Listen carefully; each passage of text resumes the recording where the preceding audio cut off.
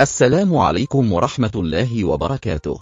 معكم مصادر نيوز الإخبارية. نتائج قرعة دوري أبطال إفريقيا، وحل حامل اللقب الوداد البيضاوي المغربي في المجموعة الأولى مع شبيبة القبائل الجزائري وإتليتيكو الأنغولي وAS فيتا كلوب الكونغولي. ووقع الأهلي المصري وصيف النسخ الماضي في المجموعة الثانية رفقة ميلودي صنداونز الجنوب إفريقي والهلال السوداني والقطن الكاميروني. وفي المجموعة الثالثة وقع الرجاء المغربي مع هورويا الغيني وسيمبا التنزاني وفايبرز الأوغندي، فيما وقع الزمالك في مجموعة عربية خالصة بجوار الترجي التونسي وشباب بلوزداد الجزائري والمريخ السوداني.